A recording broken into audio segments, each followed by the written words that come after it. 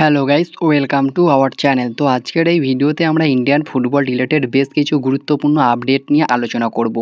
মোহনবাগান, বেঙ্গালুরু, মুম্বাই এছাড়াও ইস্ট বেঙ্গলকে নিয়ে গুরুত্বপূর্ণ আপডেট রয়েছে, সেগুলো তোমাদেরকে জানাবো। তো ভিডিওটা ইন্টারেস্টিং হবে, শেষ পর্যন্ত দেখতে থাকো। আর আমাদের এই চ্যানেলে যারা প্রথমবার এসেছো তারা অবশ্যই সাবস্ক্রাইব করে পাশের বেল আইকনটিতে অল প্রেস করে দিও। তো চলো শুরু করা যাক। প্রথমেই আমরা কথা বলে নেব মোহামেডান এসসির একটা আপডেট নিয়ে। বর্তমানে মোহামেডান এসসির করুণ অবস্থা তোমরা জানো, ঠিকঠাকভাবে স্যালারিও দিতে পারছে না কোচ এবং প্লেয়ারদেরকে। তো সেখানেই বর্তমান সময়ে মোহামেডান এসসির পারফরমেন্সও খুবই খারাপ।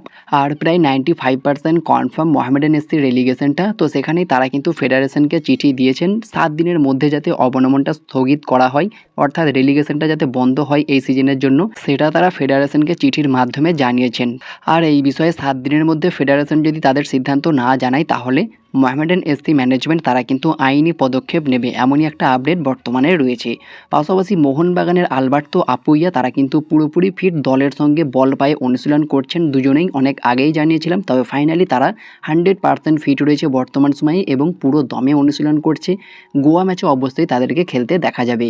এছাড়াও বর্তমান সময়ে ইস্টবেঙ্গল কিন্তু একটা বড় রেকর্ড করলো আইএসএলে। ফার্স্ট টাইম তারা কিন্তু টপ টেবিলে রয়েছে 10 ম্যাচে 21 পয়েন্ট নিয়ে। গত ম্যাচে মুম্বাইকে 2-1 গোলে হারিয়ে অসাধারণ একটা জয় তুলে নিয়েছে এবং বর্তমান সময়ে তারা লিগ টেবিলের 1 নম্বরে রয়েছে। চ্যাম্পিয়নশিপের দৌড়ে এই প্রথমবার লাল হলুদ ব্রিগেড। আর দুর্দান্তভাবে শুরু করেছিল এই মরশুমটা অস্কার ব্রুজনের আন্ডারে, আর সেই পারফরমেন্স কিন্তু কন্টিনিউ করছে। মাঝখানে একটু সমস্যা দেখা গিয়েছিল, তখন কিন্তু অস্কার ব্রুজোকে কিন্তু গো ব্যাক স্লোগানও শুনতে হয়েছিল।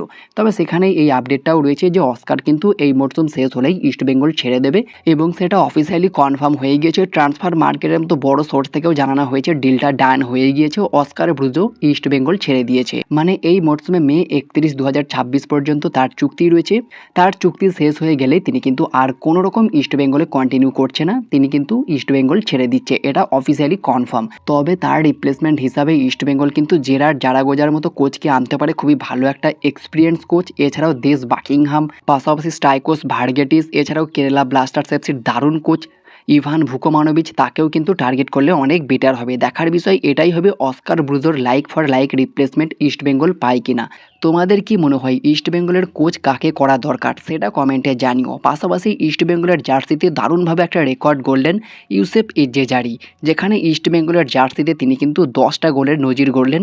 এর আগে কিন্তু 2022-23 মরশুমে ইস্টবেঙ্গল জার্সি গায়ে 12টা গোল করেছিলেন ক্লেইটন সিলভা।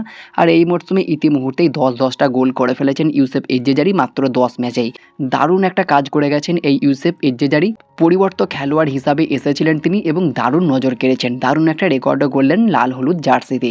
পাশাপাশি যদি আমরা চলে আসি কিছু দুর্দান্ত ভারতীয় প্লেয়ার যাদের চুক্তি শেষ হয়ে যাচ্ছে এই আইএসএলের পরেই। তো প্রথমেই যে প্লেয়ারটার নাম রয়েছে সেটা হচ্ছে ইসাক রালতে, যিনি বর্তমানে ওড়িশা এফসিতে খেলছে, একজন রাইট উইঙ্গার পজিশনের প্লেয়ার ভারতীয়। তার চুক্তি মে 31, 2026 শেষ হয়ে যাচ্ছে। তিনি কিন্তু সামার ট্রান্সফার উইন্ডোতে পুরোপুরি ফ্রি থাকবেন। এরপরে যে প্লেয়ারটা থাকবে উইদাউট ক্লাবে, দুর্দান্ত একজন কোয়ালিটি প্লেয়ার, ভারতীয় জার্সিতেও তিনি খেলেছেন একসময়, দারুণ একটা প্লেয়ার, তিনি হচ্ছেন উদান্তা সিং কুমাম। উদান্তা সিং কুমাম কিন্তু বর্তমানে এফসি গোয়াতে রয়েছে, আর এফসি গোয়ার সঙ্গে তার চুক্তি শেষ হয়ে যাচ্ছে মে 31, 2026। 3 নম্বর যে প্লেয়ারটা সেটা হচ্ছে বরিস সিং, যিনিও কিন্তু বর্তমান সময়ে এফসি গোয়াতেই খেলছে, একজন রাইট ব্যাক, পাশাপাশি রাইট উইঙ্গার, রাইট মিডফিল্ডার পজিশনে খেলতে পারে, ভারতীয় প্লেয়ার। তারও চুক্তি কিন্তু এই সেম ডেটেই শেষ হয়ে যাচ্ছে। 4 নম্বর প্লেয়ারটা হচ্ছে ইস্টবেঙ্গলের সেন্টার ব্যাক, ভারতীয় সেন্টার ব্যাক লালচুঙ্গুঙ্গা। তার সঙ্গে কিন্তু ইস্টবেঙ্গলের চুক্তি শেষ হয়ে যাচ্ছে মে 31, 2026, যেটা কিন্তু খুবই ভালো একটা ব্যাপার অন্যান্য ক্লাবদের জন্য তাকে সই করানোর ক্ষেত্রে। 5 নম্বর প্লেয়ারটা হচ্ছে আয়ুষ ছেত্রী, যিনি বর্তমান সময়ে এফসি গোয়া টিমেই রয়েছে। তিনি একজন ভারতীয় সেন্টার ফরওয়ার্ড, পাশাপাশি মিডফিল্ডার পজিশনেও খেলতে পারে।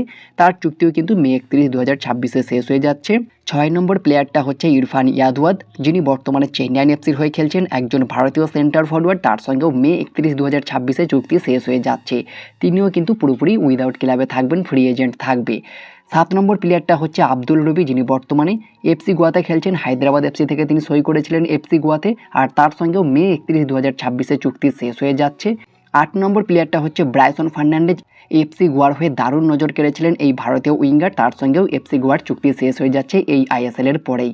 8 নম্বর প্লেয়ারটা হচ্ছে দীপক তাংড়ে, যার চুক্তিও কিন্তু মোহনবাগানের সঙ্গে শেষ হয়ে যাচ্ছে এই আইএসএলের পরেই মে 31, 2026। 9 নম্বর প্লেয়ারটা হচ্ছে এফসি গোয়ার দারুণ গোলকিপার ঋত্বিক তিওয়ারি, তার সঙ্গেও কিন্তু মে 31, 2026 চুক্তি শেষ হয়ে যাচ্ছে। 10 নম্বর প্লেয়ারটা হচ্ছে আলবিনো গোমস, জামশেদপুরের অন্যতম ভরসাযোগ্য গোলকিপার। তার সঙ্গেও এই সেম ডেটেই চুক্তি শেষ হয়ে যাচ্ছে। তিনিও কিন্তু পুরোপুরি ফ্রি প্লেয়ার থাকবে সামার ট্রান্সফার উইন্ডোতে। 11 নম্বর প্লেয়ারটা হচ্ছে প্রভসুখন সিং গিল, যিনি বর্তমানে ইস্টবেঙ্গলের হয়ে খেলছেন। ইস্টবেঙ্গলে বেশ কয়েকটা মরশুম কন্টিনিউ করছেন। কেরালা দল থেকে এসেছিলেন, দারুণ পারফরমেন্স করেছেন ইস্টবেঙ্গল জার্সিতে। তার সঙ্গেও চুক্তি শেষ হয়ে যাচ্ছে এই মে 31, 2026-এ। দেখা যাক তার সঙ্গে চুক্তি বাড়ায় কিনা। 12 নম্বর প্লেয়ারটা হচ্ছে বিক্রম প্রতাপ সিং, যিনি বর্তমানে মুম্বাই সিটি এফসির হয়ে খেলছেন, একজন ভারতীয় সেন্টার ফরওয়ার্ড। তার সঙ্গে মে 31, 2026-এ চুক্তি শেষ হয়ে যাচ্ছে। 13 নম্বর প্লেয়ারটা হচ্ছে নিখিল প্রভু, যিনি বর্তমানে পাঞ্জাব এফসির হয়ে খেলছেন, একজন ভারতীয় সেন্টার ব্যাক, পাশাপাশি ডিফেন্সিভ মিডফিল্ডার পজিশনেও খেলতে পারে। তার চুক্তিও কিন্তু এই সেম ডেটেই শেষ হয়ে যাচ্ছে, এই আইএসএলের পরেই। 13 নম্বর প্লেয়ারটা হচ্ছে পূর্বা লাচেনপা, যার চুক্তি কিন্তু শেষ হয়ে যাচ্ছে এই মে 31, 2026-এ মুম্বাই সিটি এফসির সাথে। 14 নম্বর প্লেয়ারটা হচ্ছে ভারতীয় ফুটবলের লেজেন্ড সুনীল ছেত্রী। তার সঙ্গেও বেঙ্গালুরু এফসির এই মে 31, 2026-এ চুক্তি শেষ হয়ে যাচ্ছে। 15 নম্বর প্লেয়ারটা হচ্ছে রাহুল ভেকে, একজন ভারতীয় সেন্টার ব্যাক। বর্তমানে বেঙ্গালুরু দলে তিনি খেলছেন, মুম্বাই থেকে এসেছিলেন। তো সেই রাহুল ভেকের সঙ্গেও কিন্তু চুক্তি শেষ হয়ে যাচ্ছে বেঙ্গালুরু এফসির। পাশাপাশি 16 নম্বর প্লেয়ারটা হচ্ছে অমরিন্দর সিং, একজন ভারতীয় গোলকিপার। তার সঙ্গেও ওড়িশা এফসির চুক্তি শেষ হয়ে যাচ্ছে মে 31, 2026-এ। 17 নম্বর প্লেয়ারটা হচ্ছে সন্দেশ জিঙ্গান, যার চুক্তিও কিন্তু এফসি গোয়ার সঙ্গে এই মে 31, 2026-এ শেষ হয়ে যাচ্ছে। আর সন্দেশ জিঙ্গানের নর্থ ইস্টে শিফট করার একটা চান্স কিন্তু রয়েছে বর্তমান সময়ে। তো এই সমস্ত দুর্দান্ত ভারতীয় প্লেয়াররা কিন্তু বর্তমান সময়ে যে সমস্ত ক্লাবে খেলছে তাদের সঙ্গে এই আইএসএলের পরেই চুক্তি শেষ হয়ে যাচ্ছে।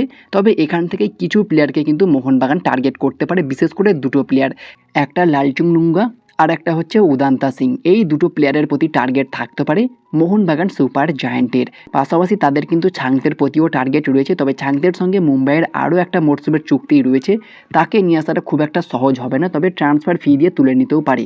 তবে যদি তাকে একান্তই না পাই, উদান্তা সিংয়ের মতো one of the best option থাকতে পারে আর কোয়ালিটি একজন প্লেয়ার। পাশাপাশি ভুরি সিং, যিনি রাইট উইঙ্গার রাইট ব্যাক দুটো পজিশনেই খেলতে পারে, কোয়ালিটি প্লেয়ার। এই দুটো প্লেয়ারের সঙ্গেই কিন্তু চুক্তি শেষ হয়ে যাচ্ছে। সামার ট্রান্সফার উইন্ডোতে তারা পুরোপুরি ফ্রি প্লেয়ার থাকবে। এছাড়াও লালচুংনুঙ্গা, একজন ভারতীয় সেন্টার ব্যাক, মোহনবাগান আরও একজন ভারতীয় সেন্টার ব্যাকের দিকে যাচ্ছে। তারা কিন্তু চাইলে এই লালচুংগুঙ্গাকেও দলে নিতে পারে, কোয়ালিটি একজন প্লেয়ার। পাশাপাশি যদি আমরা চলে আসি মোহনবাগানের খবরে, তো মোহনবাগান থেকে দুজন বিদেশি তো অবশ্যই কনফার্ম বিদায় হচ্ছে, তিনজনও হতে পারে সেটা।